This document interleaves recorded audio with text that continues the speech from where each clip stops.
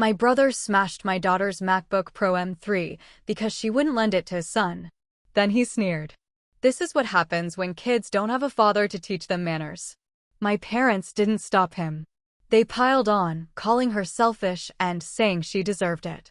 My 10-year-old just sat there, tears streaming down her face on the night she graduated elementary school. I stayed silent for the moment. But when they finally realized what I'd done in response, they panicked. All right, you two, grab your coffee because this is some serious family drama you're not going to believe. I'm Teresa, 43. For years ago, my husband was killed in a car accident on his way home from work. One moment he was there, the next I was planning a funeral and figuring out how to raise our daughter, Everly, alone. She was only 6 back then. These days, she's 10, smart as can be, and the absolute light of my life. I run a small chain of 3 convenience stores here in the Miami suburbs. It's not glamorous, but the hours are flexible enough that I can be there for drop-offs, pickups, school events, everything that matters. Everly and I have built a quiet little routine together, just the two of us against the world. What happened that night at her elementary graduation dinner flipped everything upside down and exposed cracks in my family I could no longer ignore.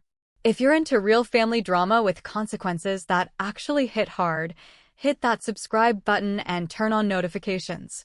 It really helps the channel bring you more stories like this. Trust me, you won't see the ending coming. Let's get into it. To understand why one single night was enough to change everything forever, I need to tell you about my family first. I have an older sister named Valerie. She's 46 now, never married, and she runs a successful freelance accounting business from her home office. From the day my husband passed away, Valerie became more than just an aunt to Everly. She moved in with us for the first few months, handling everything I couldn't: grocery runs, bedtime stories, endless loads of laundry. She was the one who sat with Everly when nightmares hit hard in those early weeks, explaining in gentle terms why Daddy wasn't coming home. Even after she moved back to her own place, Valerie made it a point to be there for every school play, every parent-teacher conference I had to miss because of store inventory, every little milestone. Everly lights up when Valerie walks through the door, calling her Aunt Valerie with that big smile. To me, she's been a lifeline, the one family member who never judged or pulled away during the hardest years. We've leaned on each other heavily, and she's never once made me feel like a burden. Then there's my younger brother, Hunter. He's 39, married to Kendra, who's 38, and they have one son, Beckett, who's 8. Hunter has always been the favorite in my parents' eyes, the golden child who could do no wrong. Growing up, it showed in small ways. He got the new bike first, the bigger bedroom when we rearranged the house, the leniency when curfew came around. As adults, the pattern only deepened. My parents viewed Hunter as the successful one, the son carrying on their legacy with his freelance work supplying goods to local businesses, his picture-perfect family life. Kendra fit right into that image, always polished, always vocal about their achievements. They treated Beckett like the grandchild who deserved the world, no expense spared. A couple of years back, my parents announced they were treating Hunter, Kendra, and Beckett to a luxurious 10-day Caribbean cruise. It wasn't a milestone birthday or anything, just because, they said. The total cost easily topped $12,000 when you factored in the upgraded cabin, excursions, onboard spending, and flights. They were thrilled planning it, showing us brochures and talking nonstop about how Beckett would love the kids' club and snorkeling adventures. Photos flooded our family chat afterward. Sunny decks, fancy dinners, all smiles. It looked amazing, and I was genuinely happy for them at the time. Not long after, Everly started talking about wanting a short getaway herself. She'd been working hard in school and mentioned a weekend at one of the big theme parks in Orlando, maybe 2 nights, a couple of park days, nothing extravagant. The whole thing would have run me around $1,500 at most, but with the stores demanding constant attention and bills piling up, it was a stretch. I casually asked my parents if they might chip in a little like they had for Hunter's family trips in the past. My dad said money was tight right then after some unexpected home repairs, and my mom agreed it might be better to wait. I didn't push. Instead, I cut corners at the stores, picked up extra shifts myself, and managed a modest version, a single day at the park with an overnight stay nearby. Everly had fun, but I caught her quietly comparing notes when Beckett bragged about his cruise adventures at the next family gathering. The uneven treatment showed up in gifts, too. When Beckett earned a good report card last year, mostly B's with a few A's, my parents went all out. They surprised him with a complete gaming setup, a high-end monitor, wireless headset, extra controllers, games, the works. It must have set them back close to $2,500. They presented it at a family dinner, making a huge fuss, telling everyone how proud they were of their grandson's effort and how he deserved something special to unwind. Beckett beamed, and Hunter and Kendra thanked them profusely. For Everly's report card a few months earlier, all A's and glowing teacher comments, my parents handed her a $75 gift card to an online bookstore. It came in a plain envelope, no wrapping or note, just a quick "keep up the good work." As they moved on to ask Beckett about his latest video game scores, Everly thanked them politely, always the gracious one. But later that night, she asked why her cousins seemed to get bigger things for doing well.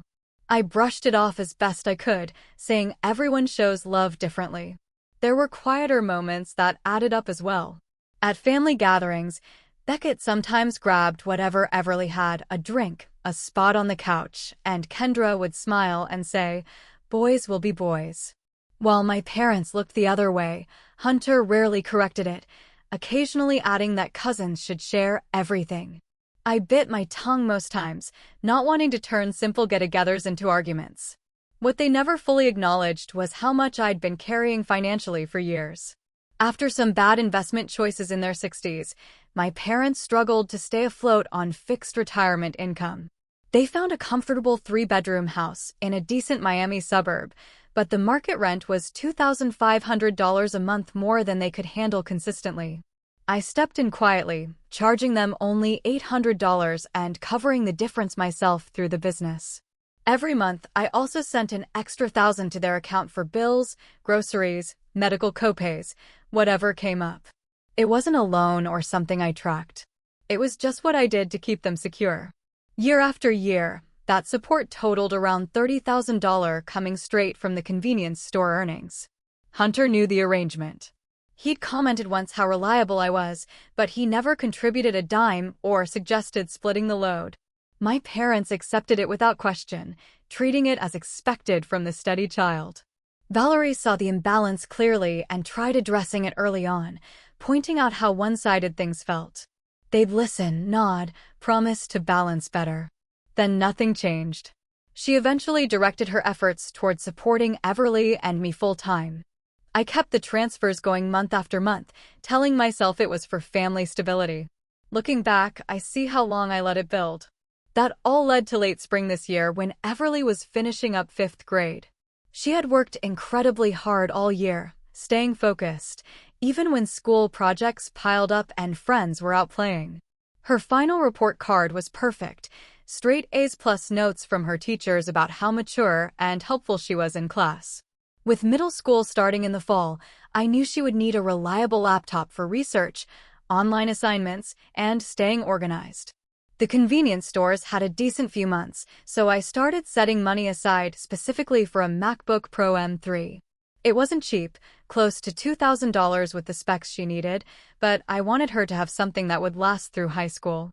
This was going to be her big graduation gift, something practical that showed how proud I was of everything she'd accomplished on her own. I decided to host a small graduation dinner at our house to celebrate.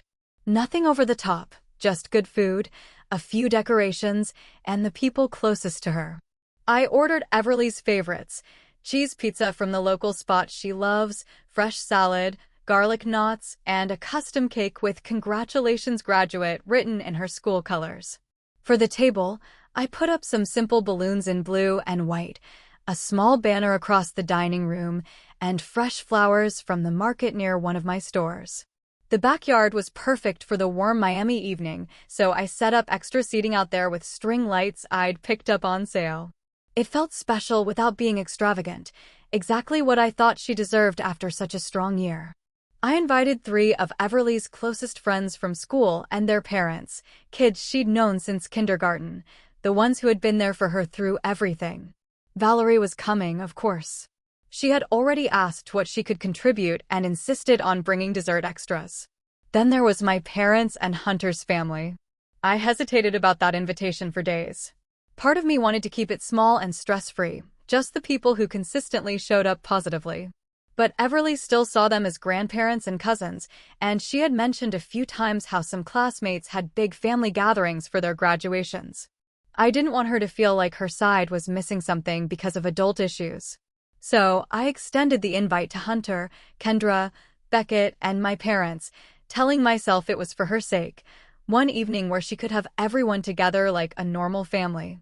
The night arrived and the house felt alive in a way it hadn't in a long time. Everly wore her favorite sundress, hair tied back with a ribbon, bouncing around, helping me set out plates. Her friends arrived first, full of energy, congratulating her and handing over cards they'd made in class. Their parents brought small gifts, books, gift cards to the mall, a cute journal. We gathered in the living room, eating and chatting while the kids ran between the backyard and dining area. My parents showed up next, giving Everly hugs and commenting on how grown-up she looked. Hunter, Kendra, and Beckett came shortly after, Beckett immediately joining the other kids outside.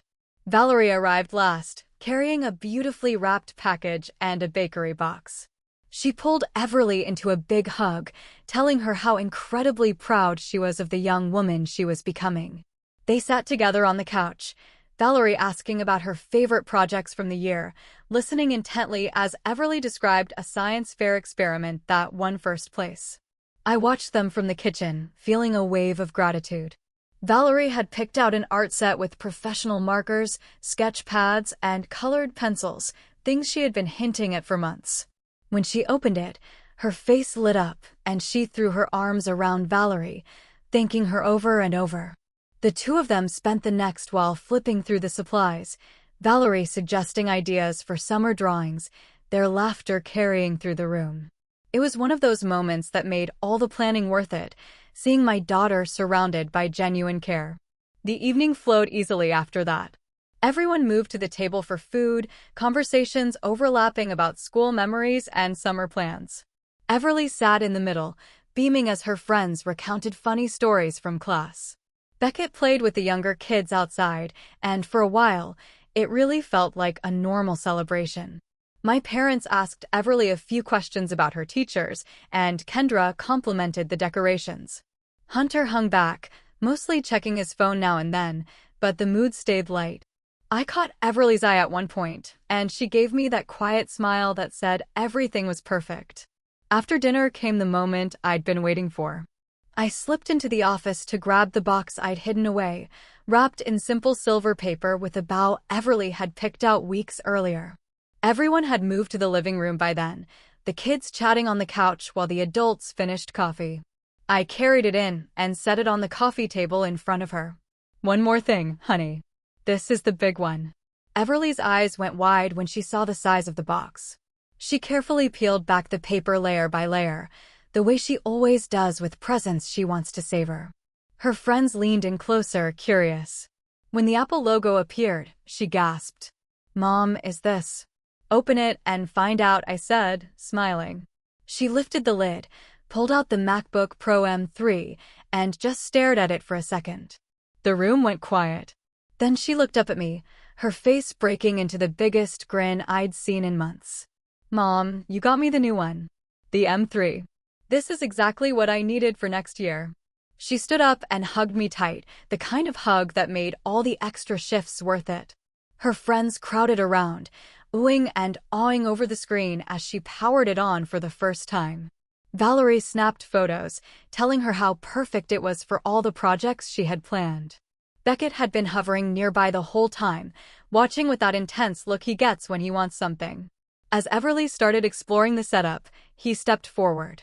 "Can I see it for a minute? I just want to check it out." Everly hesitated, holding it closer. "It's my graduation gift, Beckett. Maybe after I finish setting it up." "Come on, just for a second." He pressed, reaching out. She pulled back a little. No, thank you. I don't want anything to happen to it right now. Hunter looked up from his phone across the room. He set it down and walked over. Everly, don't be like that. Let your cousin look. It's not a big deal. It's mine, Uncle Hunter, she said politely but firmly. I just got it. Hunter reached over and took the MacBook from her hands before she could react. See, nothing to worry about. He turned it over, pretending to examine the ports. Everly stood up, reaching for it. Please give it back. Kendra chimed in from the couch. She's right, Hunter. Let him hold it for a minute. Sharing is important. Everly's voice rose a bit. Mom, can you tell him to give it back? I moved closer. Hunter, that's enough. Hand it to Everly. It's her gift. He rolled his eyes. Relax, Teresa. I'm just looking. Kids these days get everything handed to them and forget basic manners. The tension started building. My dad cleared his throat. She's being a little selfish. Don't you think family should share? Everly's eyes welled up. It's not about sharing. It's brand new. Hunter held it higher out of her reach. This is what happens when kids get spoiled instead of disciplined. His tone was sharp, loaded. He shifted his grip and then, as if it slipped but with force, he let the MacBook drop straight onto the hardwood floor. The impact echoed with a sickening crack. The corner dented. The screen flickered oddly when it landed face up. Everly let out a choked sound and dropped to her knees beside it, trying to pick it up. No, no. The room froze. Her friends stared in shock. Valerie's hand went to her mouth. Kendra looked away. Beckett stood there wide-eyed but silent. My mom spoke first. Well, maybe now she'll learn not to be so possessive. My dad nodded. Exactly. Gifts like that come with responsibility. Everly was crying now, quiet tears running down her cheeks as she cradled the damaged laptop like it was broken beyond repair. Something inside me snapped. Not loud, not dramatic. Just a cold, clear break. I looked at Hunter. Get out. He scoffed. Come on, Teresa. It was an accident. Out, all of you, now. Kendra grabbed her purse. This is ridiculous. It's just a computer. My parents stood slowly, giving me disappointed looks like I was the one overreacting. Hunter scooped up Beckett, who hadn't said a word. They filed toward the door without another glance at Everly on the floor. I opened the front door wide. Don't come back until you're ready to apologize, and even then, don't bother. The door closed behind them with a final click. The door closed behind them, leaving only Everly's quiet crying in the sudden silence. I knelt down beside her on the floor, pulling her into my arms. She buried her face in my shoulder, shoulders shaking. The damaged MacBook lay forgotten for the moment between us. I'm so sorry, honey, I whispered, stroking her hair. None of this was your fault. Not one bit. Her friends' parents exchanged awkward glances, murmuring that they should probably head out. I nodded gratefully as they gathered their kids, one of them squeezing my arm on the way to the door and promising to check in tomorrow. Everly's friends gave her quick hugs, looking confused and upset. Within minutes, the house emptied until it was just the three of us, me, Everly, and Valerie. Valerie didn't say much at first. She simply sat on the floor with us, rubbing Everly's back in slow circles. After a while, when the sobs eased into sniffles, she spoke softly. Let's get you upstairs, sweetheart. You don't need to stay down here with this mess tonight. Everly nodded numbly, letting us help her up. I carried the broken laptop to the office and set it on the desk out of sight. Valerie took Everly to her room, helping her change into pajamas and tuck into bed. I stood in the hallway listening to their low voices. Valerie reassuring her that tomorrow we'd figure everything out, that the computer could be fixed or replaced. That what mattered most was how strong Everly had been all evening. It took time, but eventually Everly's breathing evened out into sleep. Valerie came downstairs and found me in the kitchen staring at nothing while clearing plates automatically. She poured us both water without asking and sat at the counter. Stay tonight? I asked. She nodded immediately. We cleaned up quietly, stacking dishes, wiping surfaces, folding chairs from the backyard. Neither of us mentioned what Hunter had said or how my parents backed him. The words hung there anyway, heavy in the air. When everything was done, Valerie made up the guest room, and we said goodnight.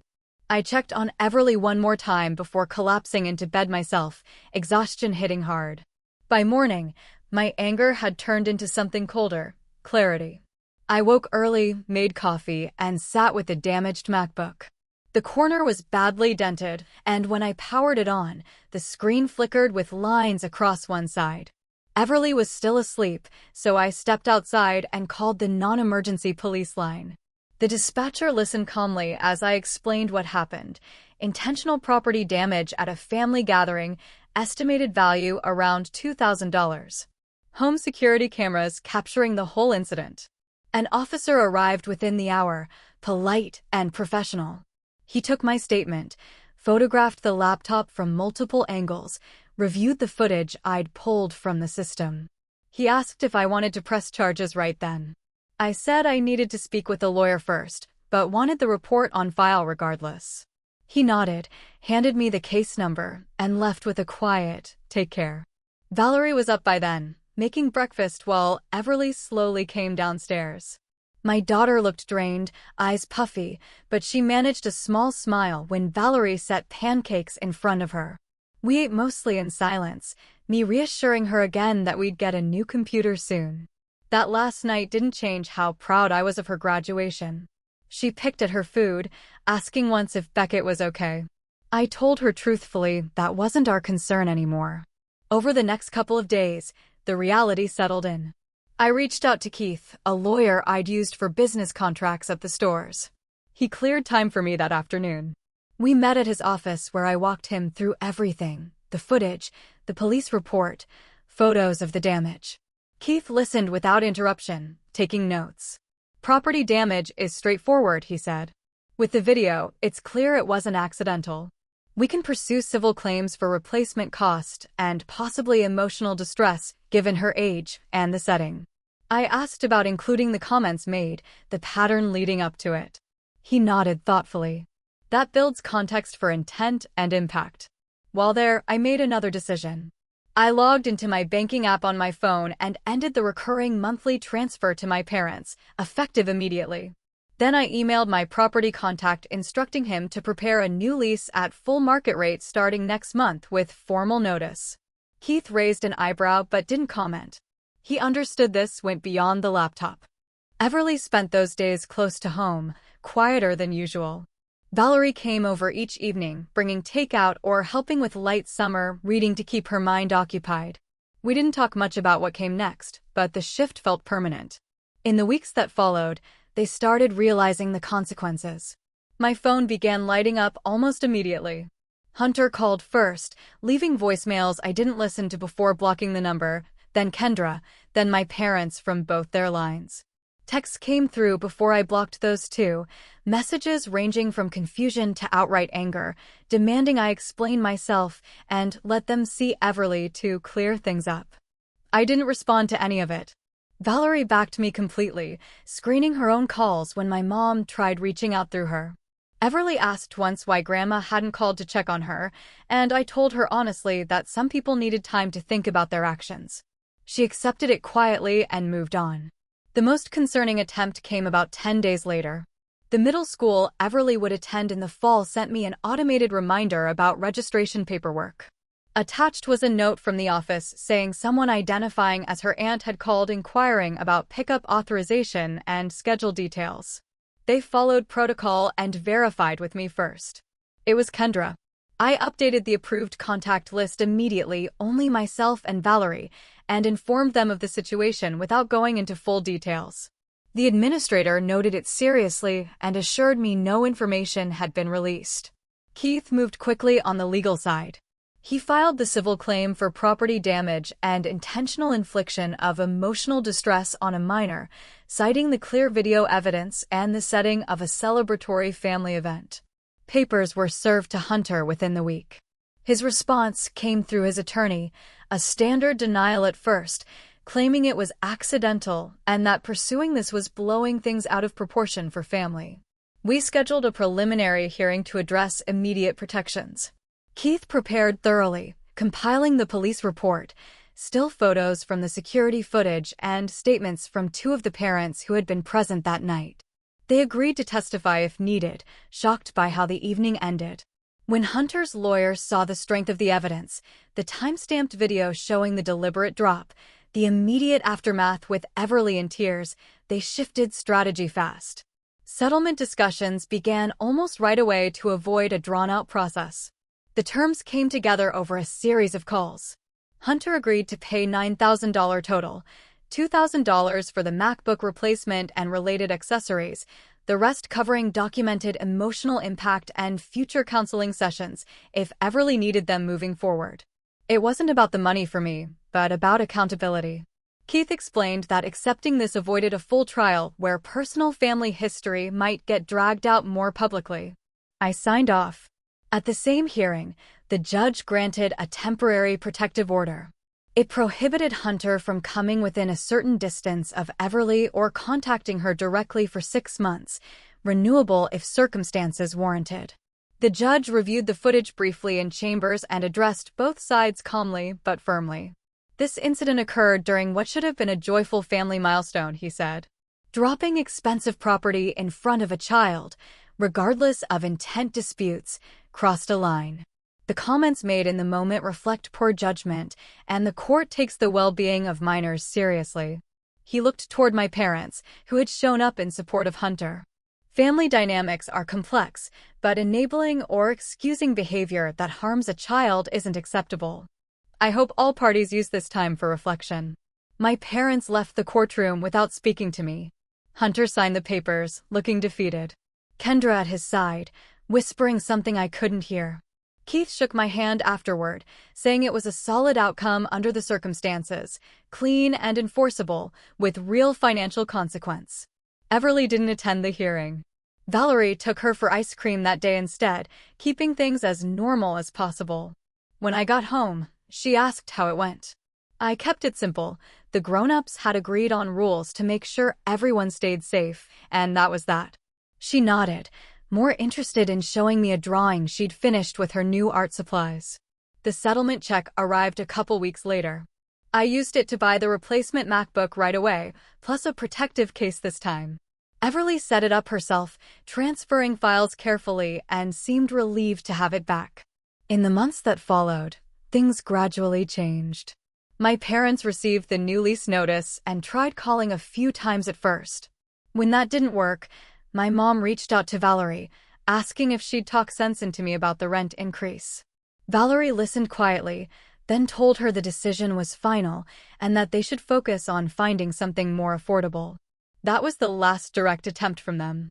They couldn't keep up with the market rate. So, after the grace period, eviction proceedings started. It wasn't drawn out. They packed and moved within weeks to a smaller one-bedroom apartment in a less expensive part of the Miami suburbs. No dishwasher, no in-unit laundry, basic amenities. I heard about it through a mutual acquaintance who mentioned seeing them at a grocery store looking tired. They never asked for help moving or anything else. Hunter's freelance work took a hit, too. Some of his supply contacts overlapped with local businesses I knew through the stores. Word spreads in those circles, and a couple of contracts quietly dried up. Nothing dramatic, just fewer opportunities coming his way.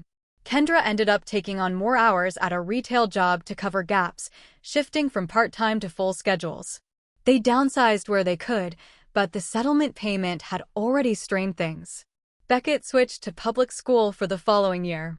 The private one they preferred had a waiting list anyway, and with finances tighter, it made sense. He adjusted, from what little I heard secondhand. Attempts at reconciliation fizzled out. A letter arrived once from my parents, handwritten, talking about family bonds and forgiveness.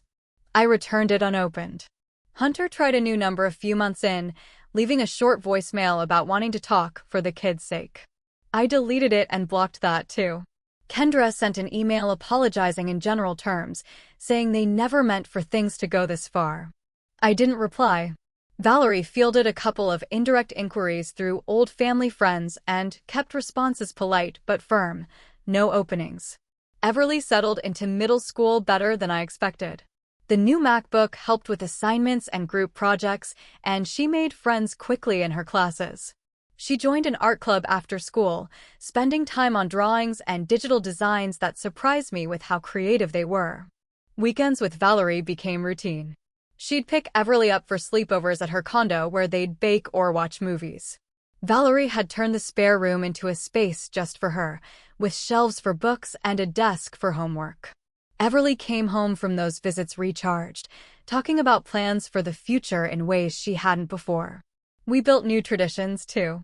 Friday evenings at one of the stores after closing, counting inventory together while listening to her playlists.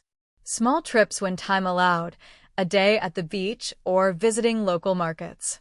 Life felt steadier, quieter in a good way. I didn't win. I simply stopped losing. Looking back, the favoritism and lack of accountability had been eroding things for years.